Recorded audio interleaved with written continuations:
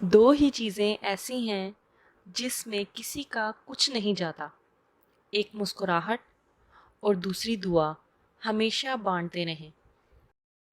ضروری نہیں کہ انسان پیار کی مورت ہو، سندر اور بے حد خوبصورت ہو۔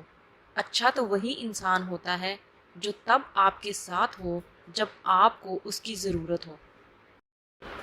کسی کو معاف کر کے اچھا ضرور بنو، مگر اس پہ دوبارہ اعتبار کر کے بے وقوف ہرگز مت بنو۔ اللہ کا شکر کیسے ادا کروں؟ کسی نے حکیم بو علی سینا سے پوچھا، آپ کے دن کیسے گزر رہے ہیں؟ جواب دیا، گناہگار ہونے کے باوجود اللہ کی نعمتیں مجھ پر برس رہی ہیں۔ سمجھ نہیں آتا کہ میں کس بات پر اللہ تعالیٰ کا شکر ادا کروں، نعمتوں کی کثرت پر یا گناہوں کے درگزر کرنے پر۔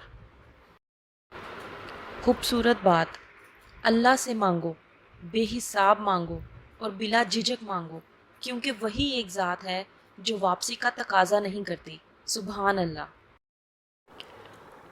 بابا، میرے بابا، تم کہاں ہو بابا، تم کہاں ہو بابا؟ دیکھو تم بابا، وقت کی دھوپ نے جلایا ہے بہت، زندگی نے ستایا ہے بہت، بدلے ہیں زمانے نے کتنے رنگ بابا۔ ہاری نہیں ہوں، میں تھک گئی ہوں، تیرے سینے سے لگ کے رونا چاہتی ہوں، تیری گود میں سر رکھ کے سونا چاہتی ہوں۔ کہاں ہو تم بابا، کہاں ہو میرے بابا، بابا میرے بابا۔ دکھ درداں دا توڑ بھی کوئی نہیں، اگ پانی دا جوڑ بھی کوئی نہیں، چنگا ہووے تے اکو کافی بھلیا، بہتے یاراں دی لوڑ بھی کوئی نہیں۔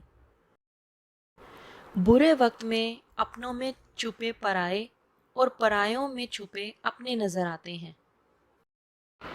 غصے میں کبھی بھی اپنی جگہ نہ چھوڑیں، کیونکہ کوئی نہ کوئی آپ کی کمی پوری کر دیتا ہے اور واپسی پر پہلے والی اہمیت نہیں رہتی، پھر چاہے وہ کسی کا مکان ہو، مقام یا دل۔